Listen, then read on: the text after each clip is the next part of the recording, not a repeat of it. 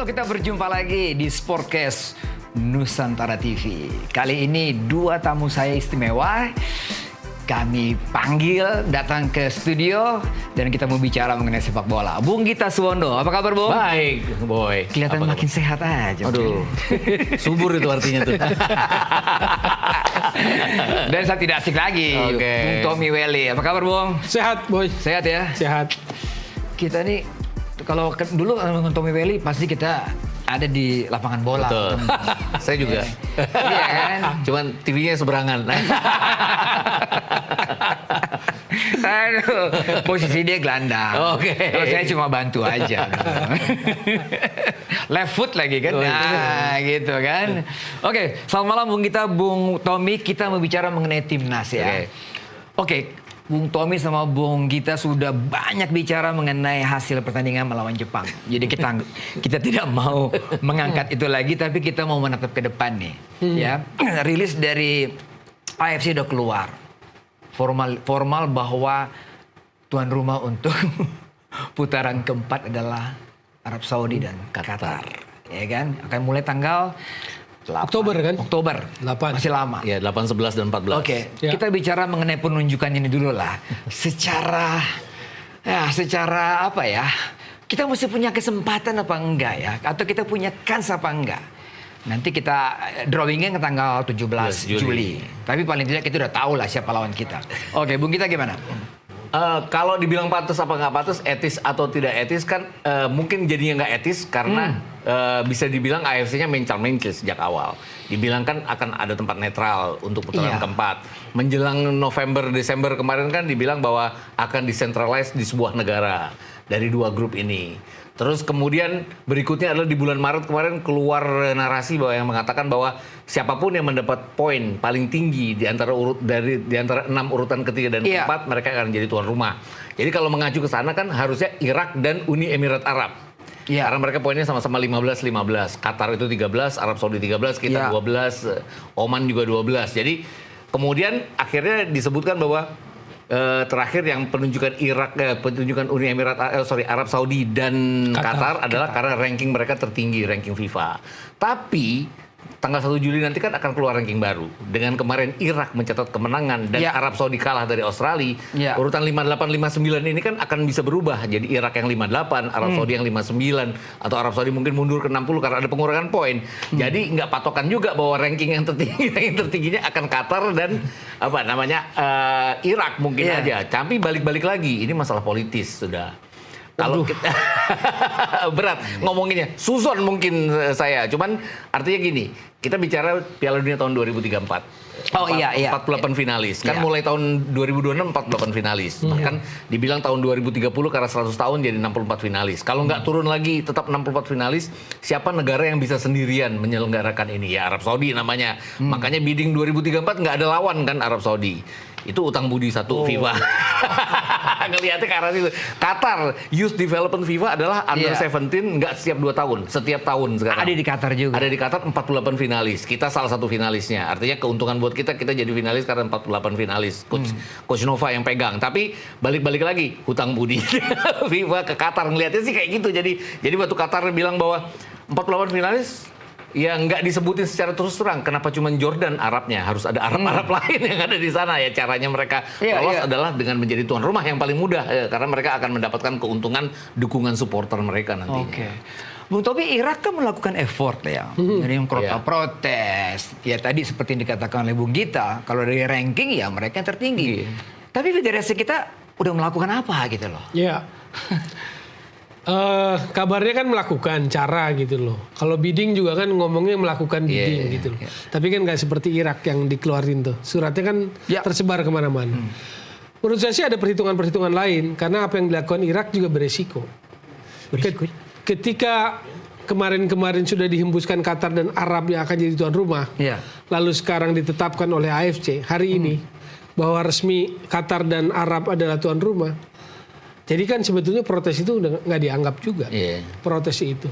Maksud saya dalam konteks geopolitiknya tadi, keberanian itu juga mengandung resiko, keberanian protes itu gitu loh. Karena kita nggak bisa pungkiri AFC dikuasai oleh sultan-sultan Timur Tengah itu. Betul.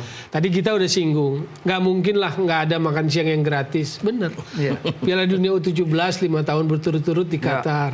Ya. Lalu misalnya yang Piala Dunia antar klub ini yang akan sebentar lagi bergulir di Amerika, sponsor utamanya juga Qatar. Kemarin PSG juara juga. Jadi juga. banyak Qatar nih yang bermain di sepak bola. Jadi pasti ada kedekatan itu. Jadi agak sulit ketika saya dengar kabar Qatar dan Arab akan itu, saya cenderung ini bukan gosip, ini udah benar gitu. Dan hari ini ditetapkan kan, betul. Lalu Arab akan jadi tuan rumah 2034. Qatar kemarin 2022 lolos Piala Dunia sebagai apa? Tuan rumah. Tuan rumah. Maka hari ini mereka ingin lolos sebagai peserta kualifikasi. Cuma melesetnya di ronde 3. Kalau bacaan sepak bola saya, ini agak meleset ronde 3. Banyak orang berpikir atau perhitungan katakanlah aktor-aktor organisatoris AFC itu Arab sama Qatar masuk dari ronde 3. Ternyata tempatnya diambil Uzbek sama Jordan. Maka meleset perhitungan. Maka di ronde 4 lah di push keuntungan lainnya kan. Keuntungan lainnya apa ya? Jadi tuan rumah non teknis gitu loh. Nggak bisa dipungkiri itu.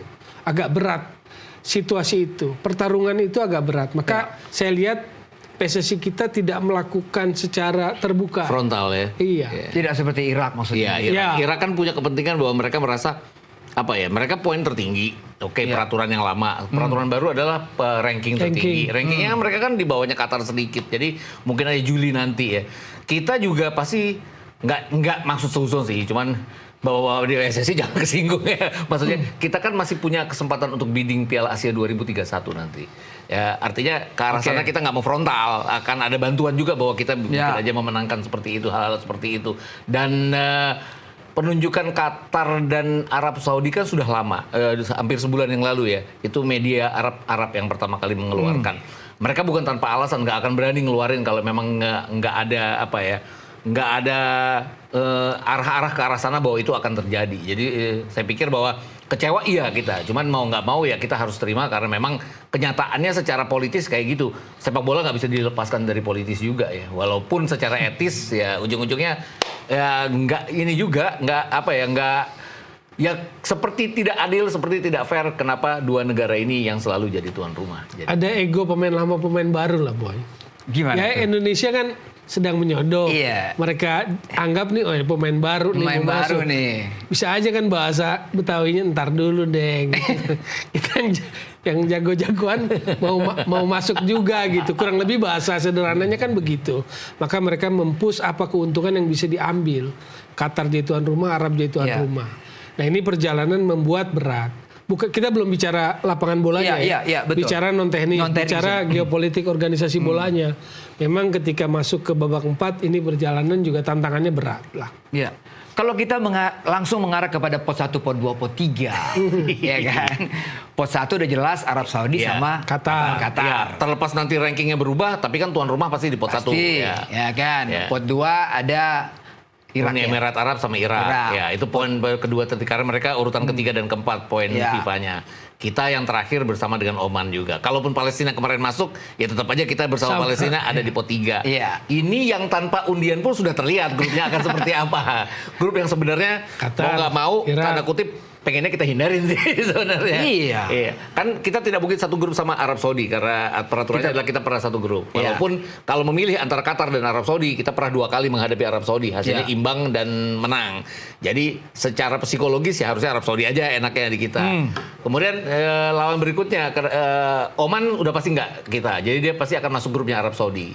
Tinggal Irak dan UEA. Oman tidak mungkin berbarengan dengan tim yang sudah sama. Jadi mau nggak mau, UEA tidak mungkin dengan Oman. Akibatnya Irak yang akan masuk ke grup Qatar. Artinya kita akan Qatar, Irak, dan kita.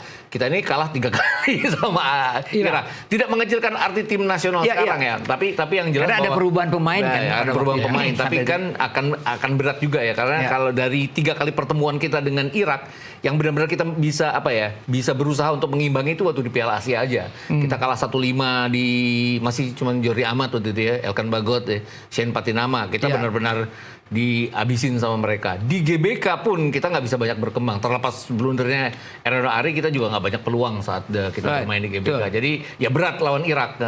Dan kalaupun kita kan berandai-andai, misalnya kita bisa menahan imbang mereka dua-duanya tuh Qatar maupun Irak, kita harus draw dengan angka gede kan untuk bisa bersaing. Kalau mereka draw di antara mereka juga, artinya kalau kita hanya drawnya tanpa gol sesuai dengan kemampuan kita selama ini bertahan, kemudian mencuri gol 1-1 atau 0-0, kan jumlah memasukkan kita sedikit. Itu tadi yang draw juga tidak akan menolong. Mungkin kita hanya di urutan kedua, mungkin hanya di urutan ketiga jadinya. Jadi tanpa diundi pun kita sudah tahu kita dengan grup dengan siapa. Drawingnya ya. Kata kabarnya kan tanggal 17 Juli. Iya. Tapi kita bisa perkirakan. Iya. Katakanlah perkirakannya seperti tadi. Qatar, Irak, Indonesia.